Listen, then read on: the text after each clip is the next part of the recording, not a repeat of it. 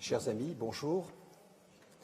C'est toujours un plaisir d'être avec vous le samedi matin, de partager quelque chose qui m'a fait réfléchir ces quelques semaines qui viennent de se passer. Et je voudrais partager avec vous cette question, et c'était le titre de ce que j'ai proposé, mais moi je vous dis. Cette question vient de la chose suivante. J'ai lu récemment un article qui disait que notre religiosité dépend à 80% de notre culture. Tiens, réfléchissons un peu. Si, messieurs, vous êtes ici sans votre chapeau, c'est pas dit dans la Bible, hein, c'est une question de culture. Si, mesdames, vous ne mettez pas de chapeau, sachez qu'il y a 50 ans, toutes les femmes ici avaient un chapeau. Si vous êtes dans un bâtiment qui est orienté d'une certaine manière, c'est une question de culture. Et beaucoup de choses de ce que nous faisons, c'est une question de culture. Les chants que nous avons chantés, pour la plupart, datent d'il y a environ 150 ans. C'est une question de culture. À l'époque, ils étaient modernes, aujourd'hui, ils sont anciens. Ça nous va très bien, c'est comme ça. Je ne critique pas, je constate. Ça, c'est sur le plan formel. Si aujourd'hui je me présente avec vous avec un costume, c'est une question de culture. C'est jamais dit dans la Bible qu'il faut avoir un costume. Maintenant, je vous dis clairement que si vous allez en Afrique et que vous prêchez et que vous n'avez pas un costume, sachez qu'il y a dans la sacristie une veste, pas ici, mais en Afrique, une veste et une cravate. Question de culture. Je vais plus loin. Notre mode de pensée dépend de notre culture. Là aussi, nous sommes héritiers d'une culture grecque, de la pensée grecque. Nous sommes en France héritiers d'une culture cartésienne. Thèse, antithèse, synthèse.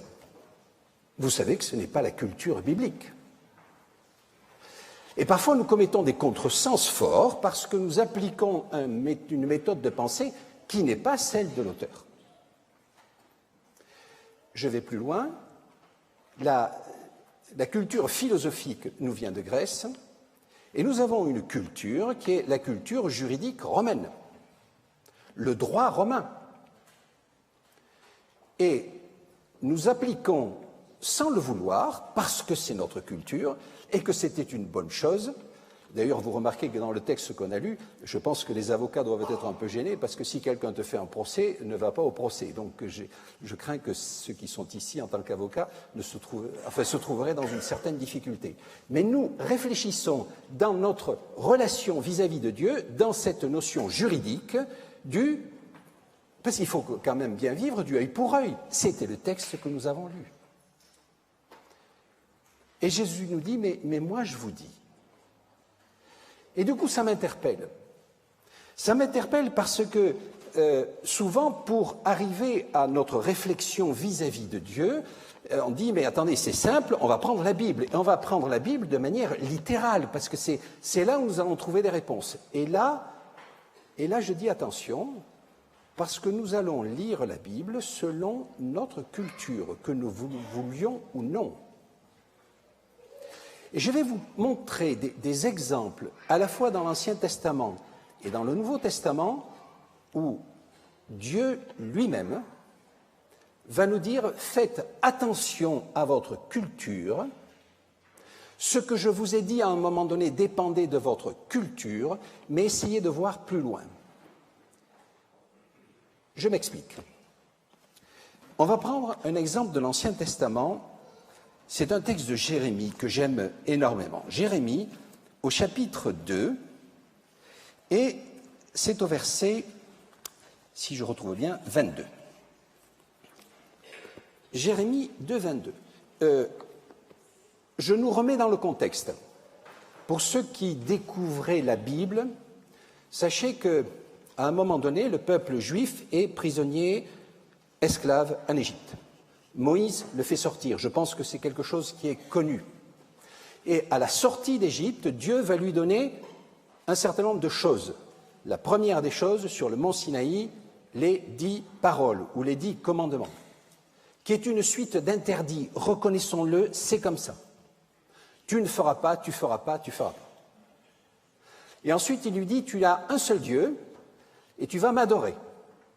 Et le texte de la Genèse est très fort en lui disant, tu n'adoreras pas l'univers, le soleil et la lune et les étoiles que vous adoriez en Égypte parce que vous étiez esclaves, parce que c'est moi qui les ai créés.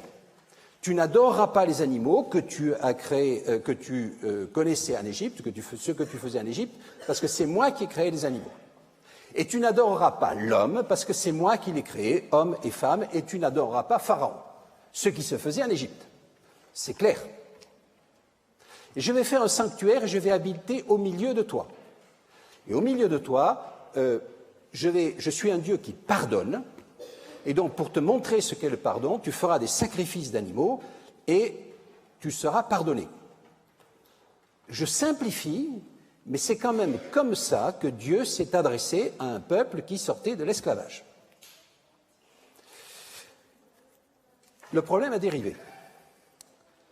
Ce peuple est arrivé dans son pays et finalement a oublié ses ordres de Dieu, ou plus exactement, s'est mis à adorer les dieux qui étaient voisins. Et à un moment donné, vont arriver un certain nombre de prophètes. Et ces prophètes vont dire des choses étranges. Écoutez ce que dit Jérémie, au verset 22 du chapitre 7. « Ainsi parle le Seigneur des armées, le Dieu d'Israël. Il prononce même son nom, Yahweh. Ajoutez vos holocaustes à vos sacrifices et mangez-en la viande. » C'est une dérision. Car, il poursuit, « Je n'ai rien dit à vos pères, je ne leur ai donné aucun ordre le jour où je les ai fait sortir du pays d'Égypte au sujet des holocaustes et des sacrifices. » Attendez, Jérémie, prophète du Seigneur, dit dans la Bible, « Je n'ai jamais donné ces ordres. » Alors moi, je me pose une question. Il n'a pas lu la Torah, il n'a pas lu Moïse, il n'a pas lu le Lévitique, il n'est parlé que de ça. Qu'est-ce qui se passe? Et donc, on est dans le « il vous a été dit », parce que ça a été dit, mais moi je vous dis, c'est un changement.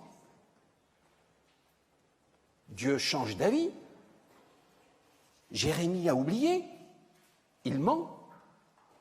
Sauf que, si vous prenez le verset suivant, « Voici plutôt l'ordre que je leur ai donné, écoutez-moi, alors je serai votre Dieu et vous serez mon peuple, suivez bien la voie que je vous prescris afin que vous soyez heureux. » L'ordre, c'était pas les sacrifices, c'était « suivez-moi ». Plus exactement, il avait dit les sacrifices, mais à un peuple qui sortait d'Égypte, qui n'avait pas d'autre compréhension que celle-ci, il lui a dit, c'est simple, le pardon, c'est d'abord un sacrifice, un sang versé, et là, tu es pardonné. Mais, comme je vous l'ai dit, Dieu a créé l'homme à son image. Et un théologien disait un jour, mais l'homme le lui a bien rendu. C'est-à-dire que l'homme a toujours envie de créer Dieu à son image. Et là, ce peuple, mais vous comprenez bien que quand je dis ça, ça va s'adresser à nous, est en train de créer une image de Dieu qui est la suivante. Ce Dieu est un Dieu jaloux, comme moi je suis jaloux. C'est un Dieu colérique, comme moi je suis colérique. C'est un Dieu violent, comme moi je suis violent. Et c'est un Dieu qui a besoin des sacrifices pour être apaisé. Comme moi. Quand je suis en colère, quelqu'un vient, on me fait un cadeau, ça me calme. Et ils l'ont appliqué à Dieu. Et Jérémie dit, mais attendez, on est loin du compte. C'est pas ça que je voulais vous dire. Ce que je voulais vous dire, c'est suivez-moi. Et donc on comprend cette parole de Jérémie, parce que maintenant, si nous suivons le texte à la lettre, et je reviens à ça, à la lettre de l'Ancien Testament d'avant Jérémie, il faut faire des sacrifices. Et Jérémie dit, je hais vos sacrifices. Dieu dit, je hais vos sacrifices. Il faut savoir ce que veut Dieu.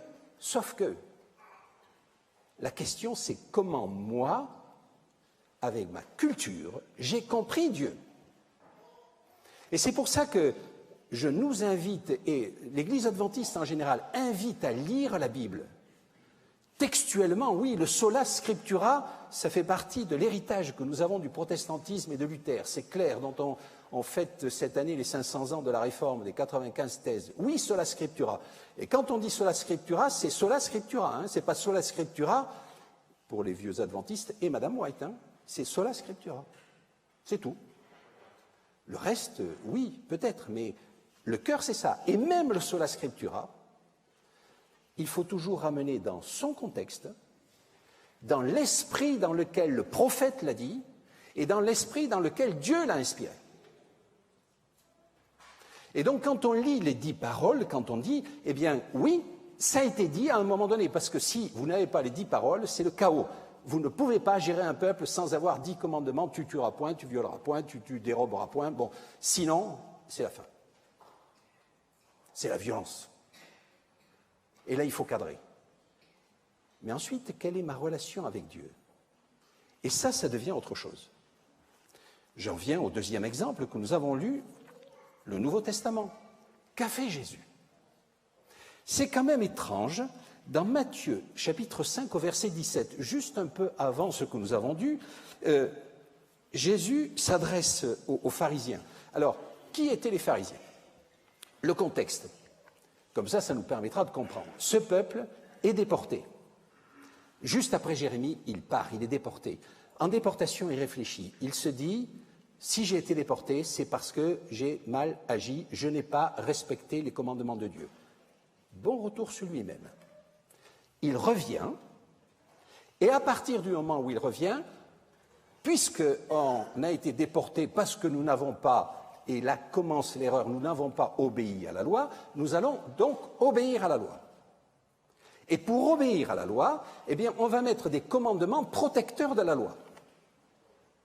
Et donc, c'est plus les 10 paroles, c'est encore moins les 2 paroles principales, tu aimeras ton Dieu et tu aimeras ton prochain, qu'on a dans l'Ancien Testament, je vous rappelle, hein, qui s'est décliné en ces 10 paroles qui sont des interdits, eh bien, on va mettre 365 interdits.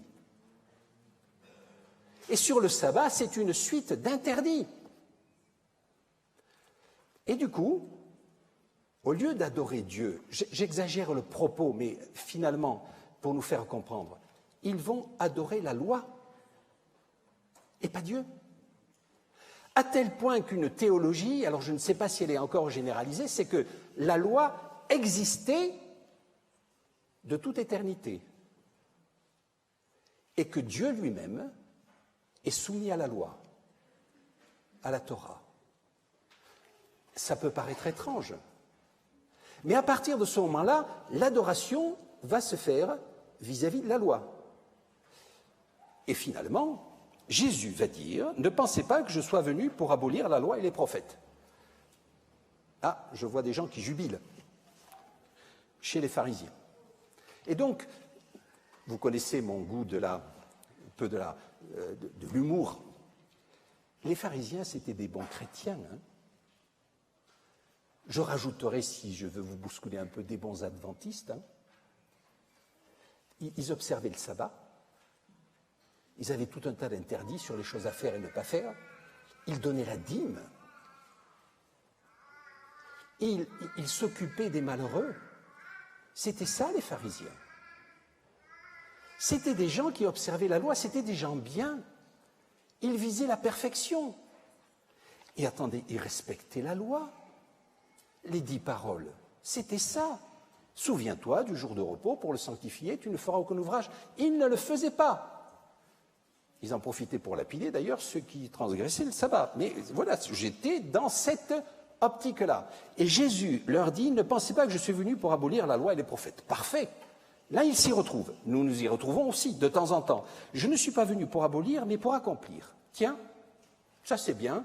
Jésus a accompli la loi, ça nous va bien aussi. Amen, je vous le dis, en effet, jusqu'à ce que le ciel et la terre passent, pas un seul iota ou un trait de lettre de la loi ne passera jusqu'à ce que tout soit arrivé. Ça nous va bien. Celui donc qui violera l'un de ces plus petits commandements et qui enseignera aux autres à faire de même sera appelé le plus petit dans le royaume des cieux. Tiens, il viole un petit commandement, il va quand même dans le royaume des cieux. Là, ça commence à dériver, hein, parce qu'il est quand même dans le royaume des cieux. Mais celui qui le mettra en pratique et les enseignera, celui-là sera appelé grand dans le royaume des cieux. Bon, c'est correct. Mais là où ça va plus, pour un homme qui adore la loi et qui respecte le texte à la lettre, c'est « car je vous le dis, si votre justice ne surpasse pas celle des scribes et des pharisiens, vous n'entrerez jamais dans le royaume des cieux. » Attendez, je respecte la loi, mettez-vous à la place de ces hommes. Je respecte la loi scrupuleusement et je n'entrerai pas dans le royaume des cieux. Parce que c'est ça que dit Jésus. Mais alors, qu'est-ce qui se passe? Et c'est là qu'intervient le texte qu'on a lu. Vous avez entendu qu'il a été dit œil pour œil, dent pour dent. C'est dans la Bible. Vous voulez respecter à la lettre, œil pour œil, dent pour dent. Pourquoi Jésus dit mais moi je vous dis? Il change la loi? Il ne respecte plus la loi? Il fait quoi? Comme Jérémie, il est en train de dire la loi, c'est un cadre. N'adorez pas le cadre. L'essentiel, c'est l'esprit de cette loi.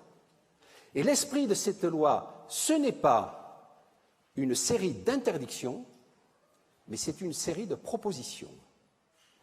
Et qui, là, nous engage. De temps en temps, je me dis que par notre culture, par ma culture, allez, j'assume, nous avons présenté la religion comme une série d'interdictions. Tu ne feras pas, tu feras pas, tu feras pas. C'est la loi, c'est écrit, c'est dans Exode 20, vous connaissez ça par cœur. L'avons-nous présenté? Mais moi, je vous dis. Et là, on va regarder le texte. Et le texte va nous montrer, et ayez ça en tête, que finalement, ce qu'il faut, c'est que nous nous changions, nous. Et que nous comprenions que Dieu n'est pas le Dieu de l'interdit, mais le Dieu du développement. Alors, prenons ce que ça veut dire. Si quelqu'un te frappe sur la joue droite, tends-lui l'autre. Alors là, c'est... on glose ça. Le texte précis dirait la chose suivante: si on te frappe sur la joue droite, c'est pas présente un autre visage. Ne présente pas le visage de la vengeance ou de la haine. Il n'est pas dit de présenter le visage de la soumission. Jésus, lorsqu'on l'a frappé, ne s'est pas soumis. Il a posé une question: pourquoi tu fais ça? Il a présenté un autre visage qui n'était pas de la vengeance ni de la haine. Si quelqu'un veut te faire un procès pour te prendre ta tunique, laisse-lui aussi ton vêtement. La justice humaine n'est pas la justice de Dieu. C'est là où je taquinais les avocats. Hein. Si quelqu'un te réquisitionne pour faire 1000, fais-en 2 avec lui. Vous savez ce que ça veut dire, ça? De son temps, parce qu'on va le remettre dans son temps. Le soldat romain avait le droit de demander à un juif de porter ses armes pendant 1000. Le soldat romain, c'était un occupant. Vous voulez une image similaire? Je crois que je vous l'ai déjà donnée. Un officier allemand, pendant la Deuxième Guerre mondiale, vous prenait dans la rue en vous disant « S'il te plaît, porte mon fusil mitrailleur pendant 1,5 km. » C'est la loi. C'est pas très agréable d'être humilié comme ça. Et Jésus dit « Eh bien, maintenant, tu ne vas pas faire 1,5 km avec lui, tu vas faire 1,5 km de plus et tu vas en faire 2. C'est pas si une petite dame te demande de porter son sac pour traverser la rue, aide-la. C'est pas ça. Montre un autre visage. Parce que c'est le seul moyen que tu as de parler à cet officier allemand ou à cet officier romain de l'époque. Et ce n'est pas œil pour œil. Tu m'as fait ça, demain je vais te faire un attentat. C'est demain je porte tes armes. C'est à ça que Dieu nous invite. Donne à celui qui te demande et ne tourne pas de celui qui veut t'emprunter quelque chose. Ça vous rappelle rien d'aujourd'hui, ça? Les immigrés, qu'est-ce qu'on fait? Voyez que la notion de œil pour œil, qui est nécessaire pour qu'une, j'allais dire, une vie s'organise, une société s'organise, c'est pas comme ça que Dieu voit la relation avec lui. Notre Dieu n'est pas un Dieu vengeur qui, parce qu'on lui a fait du tort, demande réparation et veut faire quelque chose, ne fera quelque chose pour nous que si nous lui faisons réparation.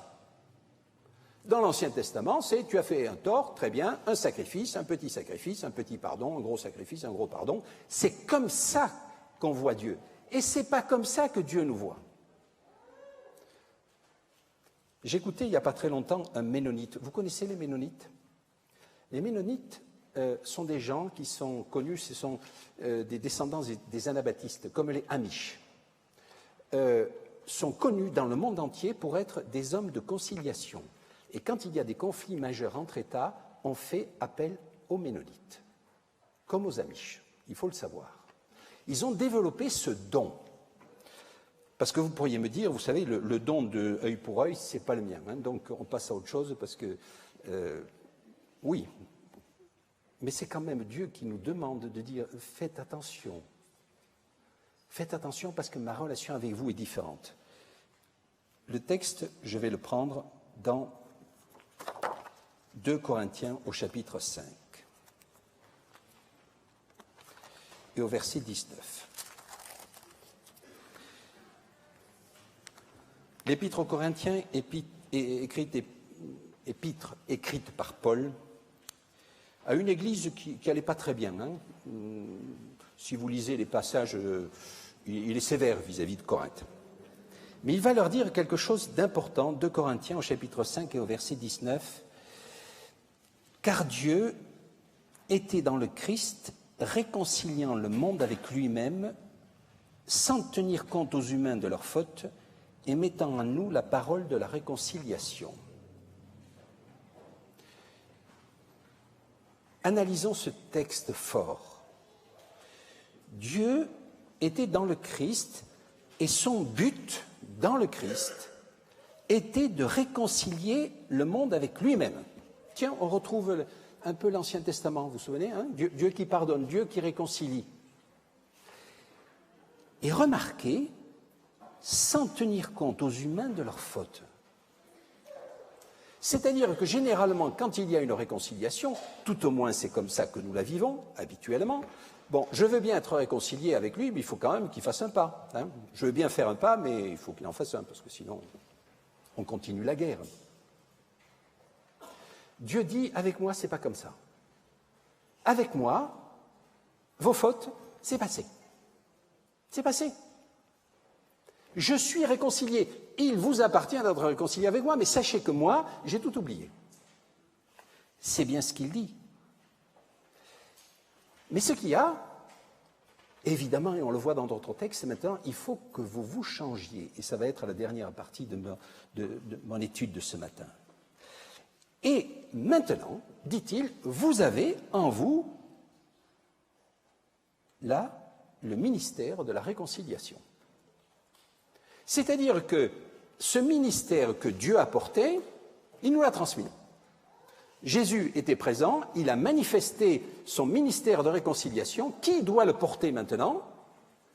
Alors on va dire c'est Jésus, mais Jésus a décidé d'avoir des hommes et des femmes, vous, moi, pour porter le ministère de la réconciliation.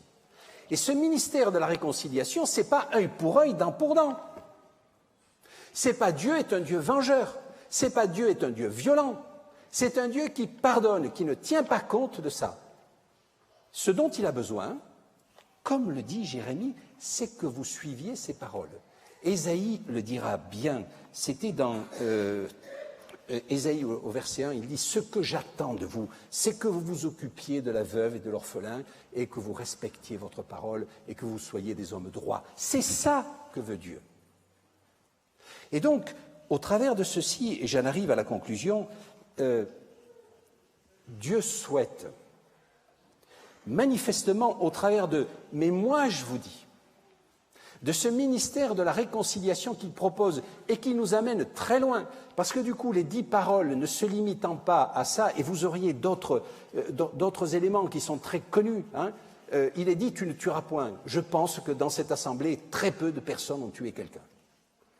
Même avec un accident de voiture, très peu, pour ne pas dire aucun. Mais vous savez ce que dit Jésus?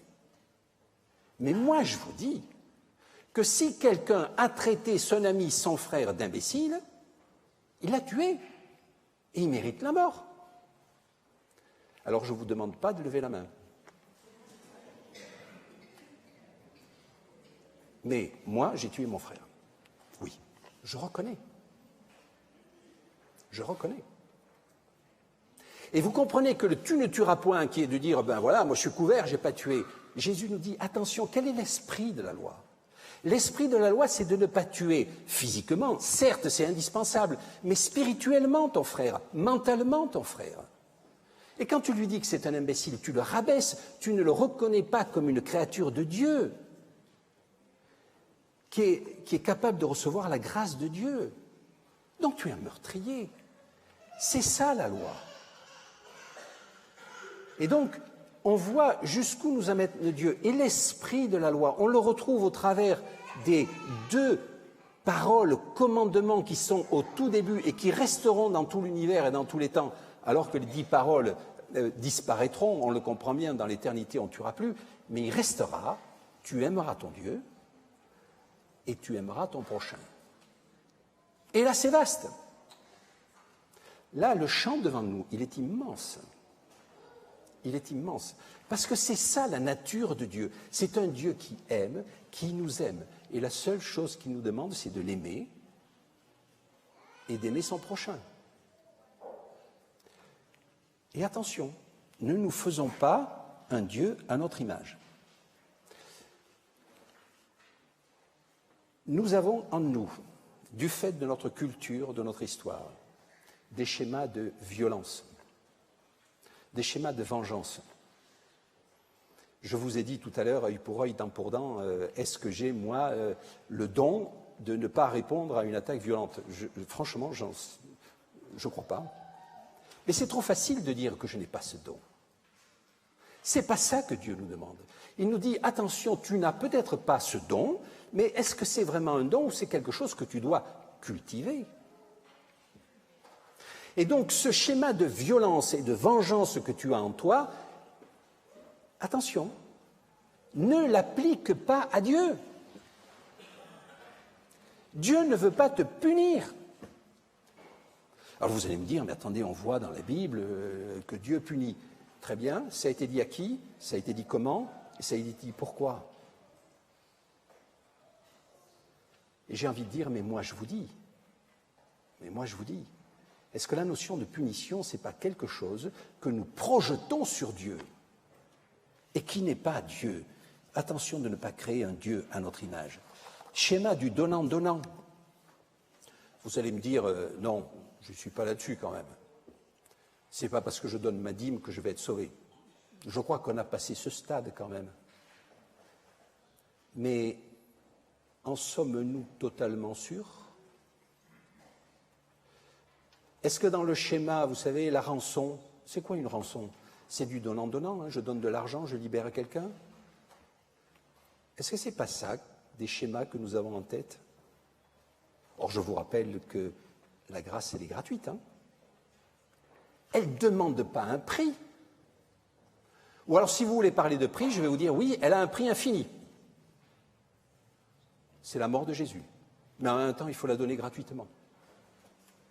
Il ne faut pas la donner à bon marché. C'est différent. Dieu est un Dieu qui donne gracieusement. Ce n'est pas un Dieu qui veut du donnant-donnant. C'est dans ces schémas de pensée,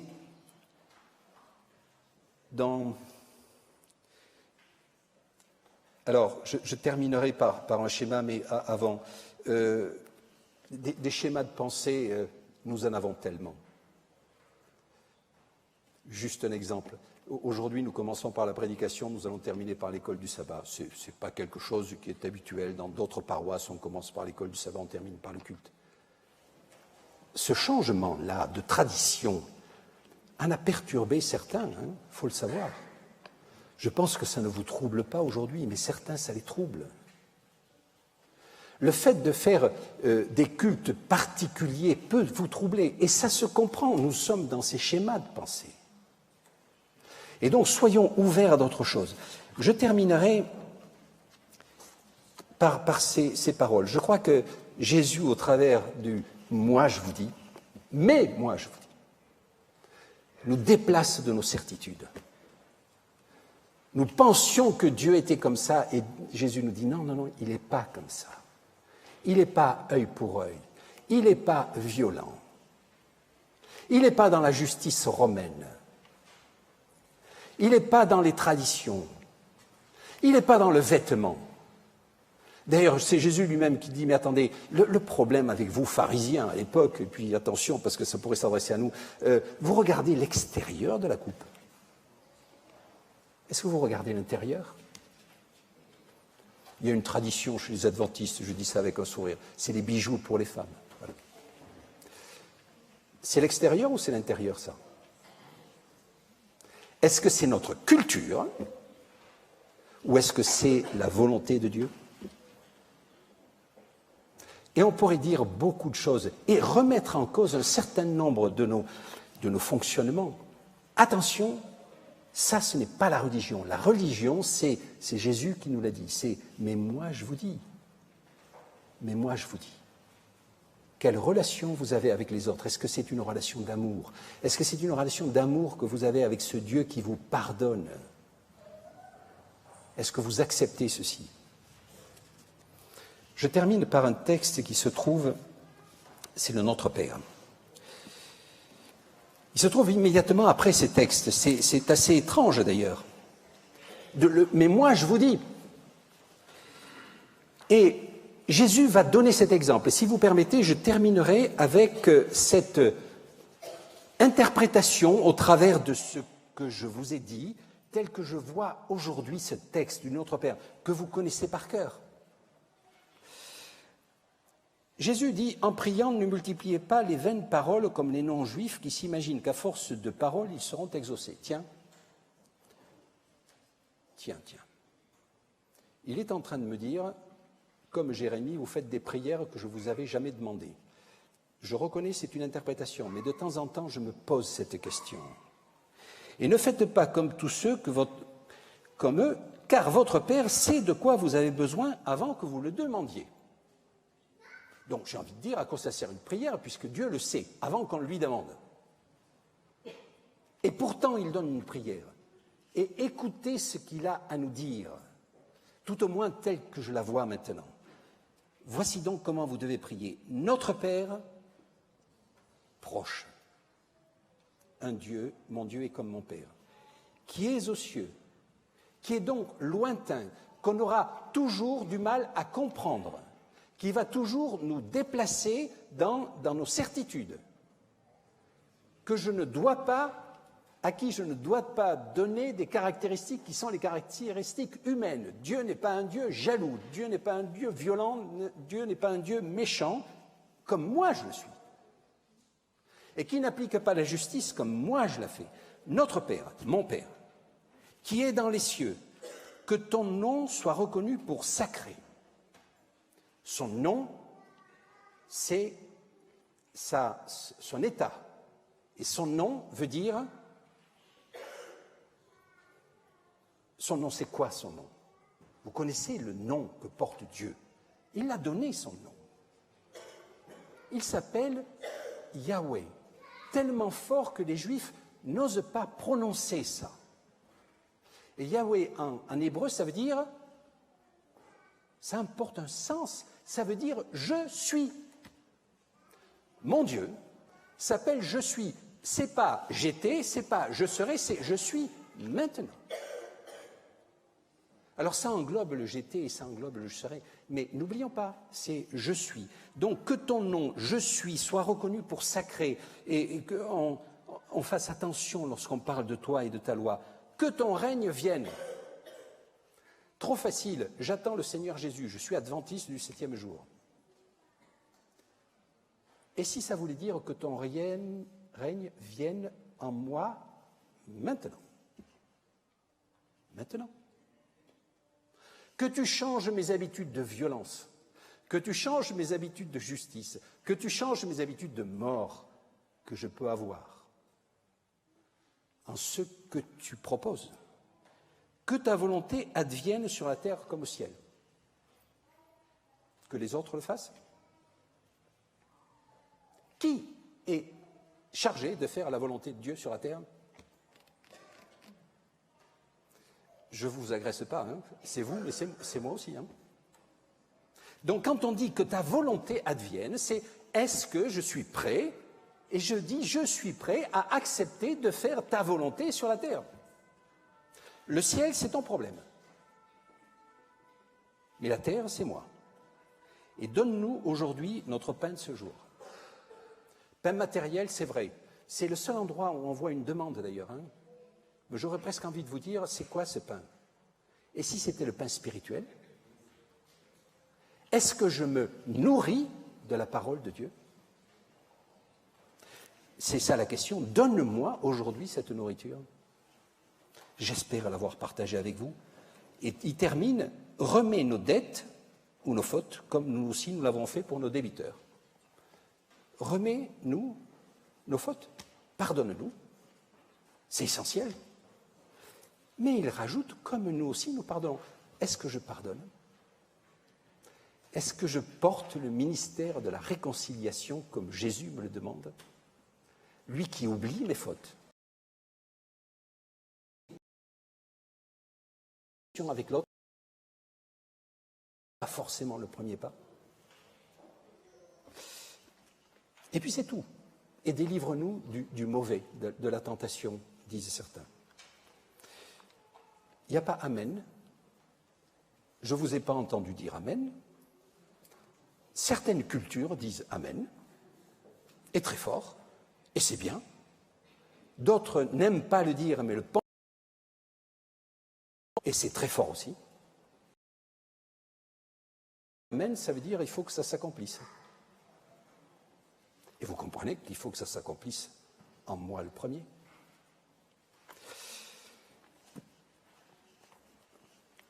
Impressionnant, le « mais moi je vous dis ».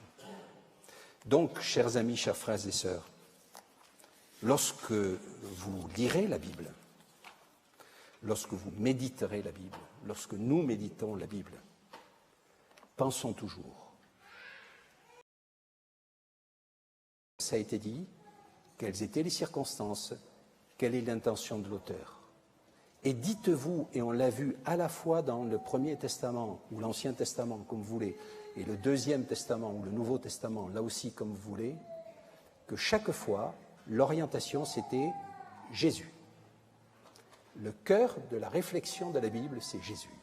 C'est pas l'homme, et c'est surtout pas l'image que l'homme se fait de Dieu. Le programme est vaste, mais fantastique. Nous avons un Dieu qui nous aime, nous avons un Dieu qui nous sauve, et nous avons cette certitude d'être sauvés, et cette joie d'avoir un Dieu qui lui-même est venu, nous a servi d'exemple, et nous dit, eh bien, partez ce ministère de la réconciliation, d'abord pour vous, d'abord pour moi, et pour le faire reconnaître aux autres. C'est là ma prière pour chacun de nous ce matin. Amen.